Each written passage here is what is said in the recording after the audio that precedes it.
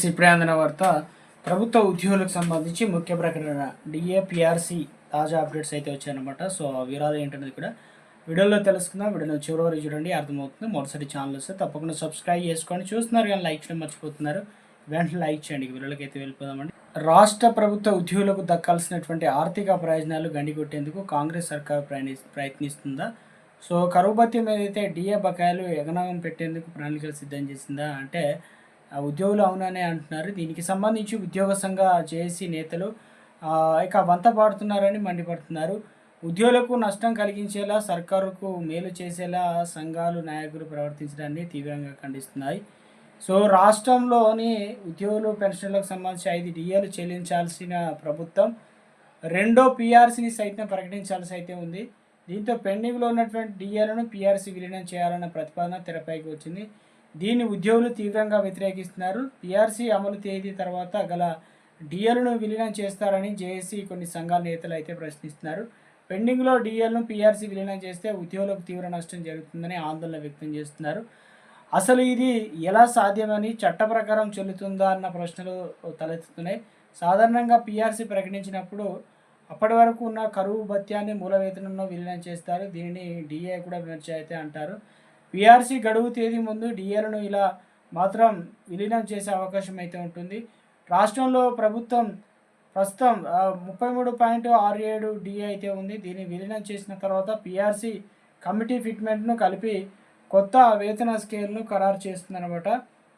కొత్త పీఆర్సీని ప్రకటించి వేతన స్కేళ్లు ఖరారు అయ్యాక గల పెండింగ్ డిఏలను పీఆర్సీ విలీనం చేయడం కుదరదన్నమాట. సో ఏళ్ళుగా ఇదే సాంప్రదాయం. రాష్ట్రంలో ప్రతి 5 ఏళ్లకు ఒకసారి కొత్త పీఆర్సీ ప్రకటించే సాంప్రదాయం ఉన్నది. ఈ 5 ఏళ్ల కాలంలో ఉద్యోగులకు సంబంధించి 10 డిఏలు అయితే అందుతాయి అన్నమాట. కొత్త పీఆర్సీ ప్రకటించే సమయంలో ఈ 10 డిఏలను బేసిక్ పేలో విలీనం చేస్తారు. అనంతరం ఖరారు చేసినటువంటి ఫిట్మెంట్ను కలిపి కొత్త వేతన స్కేల్ను నిర్ణయిస్తారు. పీఆర్సీ ప్రకటించిన తర్వాత వచ్చేటువంటి నూతన డిఏలను ఎప్పుడు విడిగా ఉంటాయి, వాటిని ప్రభుత్వం ఎప్పటికప్పుడు విడుదల చేయాలి. కొత్త పీఆర్సీ వర్తింపజేసిన తర్వాత వచ్చే డిఏలను పీఆర్సీలో విలీనం చేసే సాంప్రదాయం అయితే లేదనమాట. సో పాత డిఏలు క్లియర్ అనమాట. రాష్ట్రంలో 2023 జూలై 1 నుంచి కొత్త వేతన స్కేళ్లు అమలు చేయాల్సి అయితే ఉంది. ఇప్పుడు పీఆర్సీ ప్రకటించిన 2023 నుంచే వర్తింపజేయాలి. అప్పటి నుంచి పీఆర్సీ బకాయిలను ప్రభుత్వం సర్దుబాటు చేయాలి.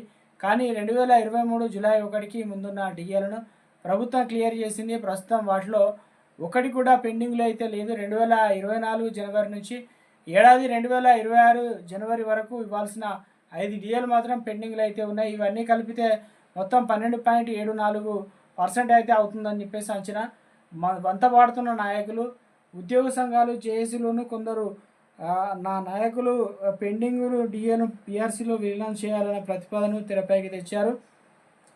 ఇటీవల డిప్యూటీ సీఎం బట్టిమార్కతో జరిగిన సమావేశాలు ఈ అంశాన్ని ప్రస్తావించినట్లు ప్రస్తుతానికి వంతపడినట్లు సమాచారం. దీన్ని సాధారణ ఉద్యోగులతో పాటు జేఏసీ కొన్ని సంఘాల నాయకులు తీవ్రంగా తప్పుపడుతున్నారు. వారు ఎందుకు ఇలా మాట్లాడుతున్నారో అర్థం కావడం లేదని ఉద్యోగ సంఘ నేతలు అయితే పేర్కొంటున్నారు. తీవ్ర నష్టం, పెండింగ్లో డిఏలు పీఆర్సీ విలీనం చేస్తే ఉద్యోగులకు మానిటరింగ్ బెనిఫిట్స్ అందవన్నమాట. విలీనం పేరుతో డిఏలు బకాయిలను ఎగ్గొట్టేందుకు ప్రభుత్వం కుట్ర చేస్తుందనే అభిప్రాయాలు వినిపిస్తుంది.